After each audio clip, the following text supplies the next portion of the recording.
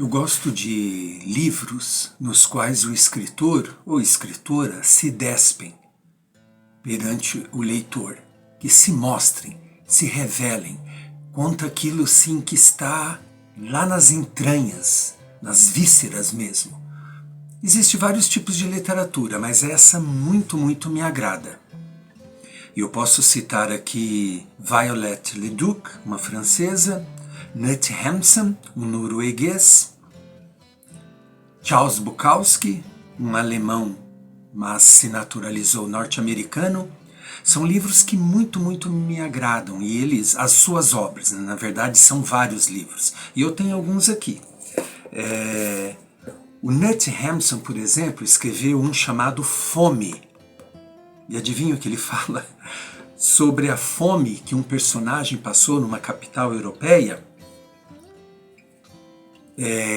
e escrevia para um jornal artigos para poder comer.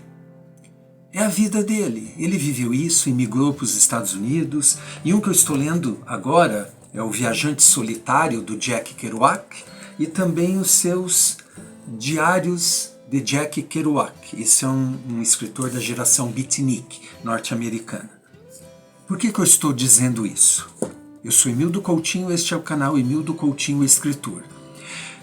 Porque, como referência a um livro que eu escrevi, de uma certa forma, o Jamais Serás um Dimas Drauman, que é o que nós chamamos de autoficção, que é quando o escritor fala de si mesmo, seja através de um alter ego, como é meu caso, ou ele escreve de um jeito que você nem imagina, ou se imagina, você não sabe o que é ficção, o que é realidade. Essa é a autoficção. Mas, no geral, esses escritores, eles se mostram, eles se desnudam perante o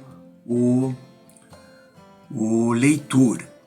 E quando eu postei o meu último vídeo, intitulado Cheguei nos Estados Unidos com uma pequena mochila e $20 no bolso, foi uma referência sim ao Jamais Serás um Dimas Drauman, embora eu não tenha falado sobre esse livro, mas nele eu conto muito o que eu vivi, falo muito de mim. E me chamou a atenção os comentários, vários comentários, e nós vamos falar sobre isso agora. Vários não, alguns. Só que quando eu comecei a postar extratos do livro aqui na internet, um colega de infância perguntou: meu Deus, o que é isso? Ele escreveu, eu fico imaginando, né, o tom, a linguagem corporal ali. O que é isso, meu amigo? Algo assim. Eu falei: ficção, literatura. Ou melhor, eu disse literatura. E depois, um outro, não sei se o mesmo, falou: nossa, não sabia que você tinha passado por tudo isso. Outros, nossa, você viveu alguns bocados, né? Mas tem aqueles que simplesmente dizem: é um livro ótimo. É o típico livro que eu releio várias vezes e eu vou ler de novo. Então é bacana esse tipo de coisa, porque você observa a reação. Aqui, em relação ao vídeo que eu postei, eu vou fazer alguns comentários onde esse corajoso, bom, ficou um dúbio sentido aqui, eu não sei se é criticando ou se admirando, talvez no caso, né, admirar no sentido de elogiar, eu não sei. Porque às vezes você pode falar corajoso, mas é uma crítica ali, né? Bom, eu digo ali no vídeo que eu fiquei com receio de que o meu visto para os Estados Unidos não fosse aprovado, por conta ali que eu levei uma série de documentação. O agente falou até que eu parecia que eu era rico. Eu tinha 2 apartamentos financiados, eu tinha uma microempresa, enfim, a carteira internacional de jornalista, mas mesmo assim eu fiquei com medo. Eu falei para ele, mas eu falei, eu tô com medo de o visto ser negado. Ele disse: não, eles não negam para quem tem dinheiro. Eu falei: mas eu não tenho. Ele falou: não, mas parece que tem. Daí essa pessoa falou assim: o agente era brasileiro, é comum por aqui? Eu não sei, acho que ele vive nos Estados Unidos, por ter escrito isso. As pessoas terem o péssimo hábito, ou por ignorância mesmo, avaliarem as outras pessoas pela aparência. Aí eu disse que eram os documentos. Aparência, sim, parecia que eu tinha dinheiro, mas assim, a aparência ali permeada pelos documentos, né? Então a pessoa parece que não entendeu aqui a questão do vídeo. E assim, não importa se ele julgou ou não aqui pela aparência, aliás, ele deduziu pela aparência, mas a questão não é essa. Eu aconselho vocês a verem o vídeo, eu não vou falar muito sobre ele. Mas este aqui, que é um que está sempre presente, eu até agradecer a presença dele, ele escreveu, porque assim, eu falei da minha igreja, a Congregação Cristã, nos Estados Unidos, enfim, convivi, né, bastante ali na comunidade, na nossa comunidade, né, cristã. Aí ele escreveu assim: muita coragem ir com visto de turista, mas para ficar. Estive lá para o casamento da minha caçula e mais 2 vezes para visitá-la. Na última, ano passado, congregamos, é assim que falamos, né? Congregação é um verbo também, você congrega, em Seattle, região em que ela reside. O culto foi em português e é muito estranho, dá a impressão de que todos ali são invasores.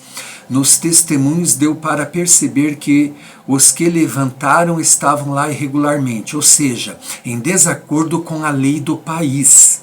Não acho que isso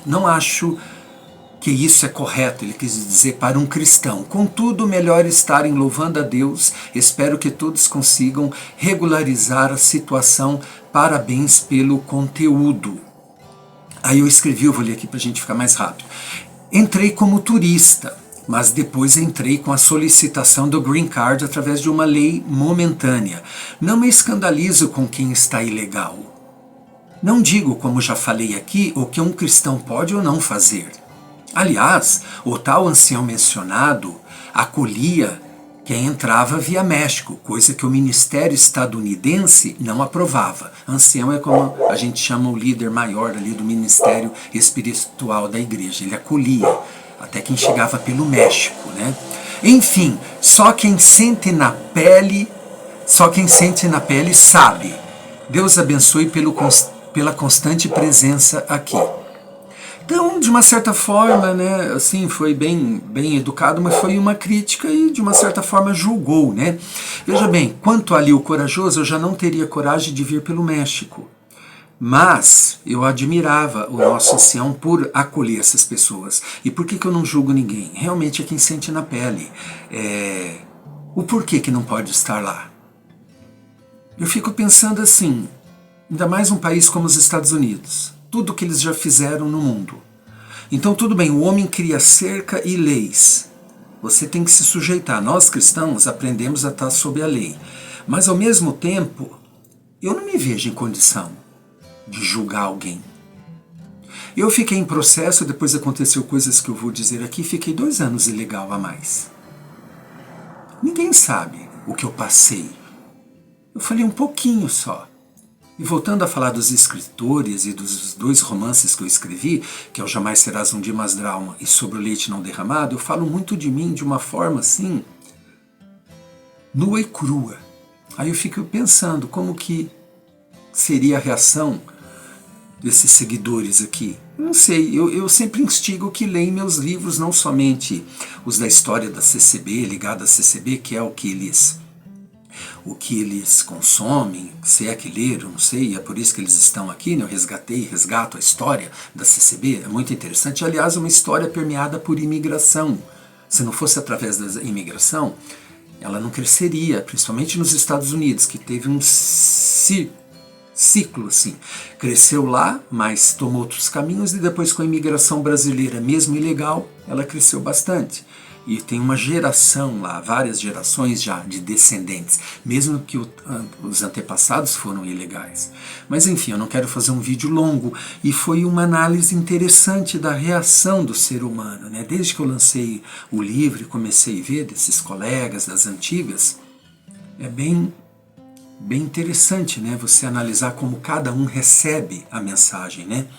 E alguns que são abordados como personagens no livro, né? No terceiro, sobre o leite não derramado, eu já falei em terceira pessoa e não na primeira, para me distanciar um pouco, para não ficar tão ali, assim, a pessoa achando que de fato sou eu. É uma forma de você se distanciar e falar tudo que você tem que dizer, né? A Virginia Woolf fez isso também magistralmente num livro chamado Ao Farol. Ela pegou o diário dela e as memórias da família e escreveu um livro assim que ela usa muito de fluxo de consciência, que é um pouco que eu usei no Jamais Serás um Dia Mais Alma, usei monólogo interior, fluxo de consciência e mais outras coisas, para não ficar assim, aquele diálogo direto. Os personagens dialogam um com o outro, mas através de parágrafos. Pela reflexão de um, você imagina o que o outro disse. Então, tem toda uma criatividade também, né? Ali no desnudar, de você falar os seus podres. É verão de 1925 e aos 43 anos, Virginia Woolf decide espantar os fantasmas do passado. Ela começa a trabalhar em um novo livro. Nele, coloca seus pais em cena, busca as memórias de seu diário, deprime-se com as lembranças da infância, mas segue adiante. E cria um romance multifacetado, capaz de mascarar tudo o que ele possui de autobiográfico. Uma comovente narrativa sobre as complexas relações de tensão e fidelidade de uma família. Um retrato de sua época e um tratado sobre a inevitável passagem do tempo.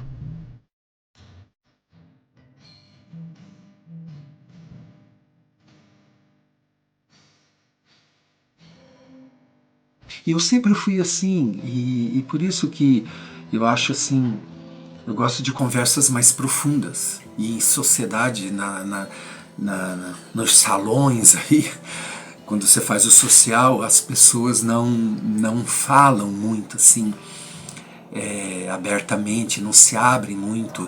E quando você traz algum assunto delicado, você fala alguma coisa que pode chocar, ou hoje o politicamente correto, eu já publiquei vídeo aqui sobre isso, né? Assuntos que não podem nem ser mencionados. Eu sempre sofri isso, assim, de eu começar a falar e a pessoa olha e sai e praticamente me deixa sozinho, né? Então esses internautas, aqueles seguidores me fizeram lembrar um pouco essas coisas. Então é isso. Quem quer ler um bom livro, eu recomendo 2 bons livros, fora esses que têm interesse pelos livros da Congregação Cristã, tem os romances Jamais Serás um Dia Mais Alma e Sobre o Leite Não Derramado. E antes de finalizar, eu gostei do comentário de uma colega minha. E ela morou lá, ela sentiu também na pele, inclusive eu disse, ela mora lá, por sinal, casou com um estrangeiro lá, com um rapaz também imigrante. E ela escreveu a seguinte mensagem que eu até falei para ela: você não quer publicar essa mensagem ali no YouTube para ajudar ali no engajamento e as pessoas verem algo? Eu vou ler aqui para vocês o que ela escreveu. Eu estava falando sobre isso com meu marido ontem. Eu cheguei aqui com uma mala com roupa suficiente para uma semana. Nem roupa de frio tinha direito e cheguei em Nova York em dezembro. Isso, muito frio. Consegue imaginar o perrengue? Aí eu respondi: você comentou isso comigo. Somos guerreiros.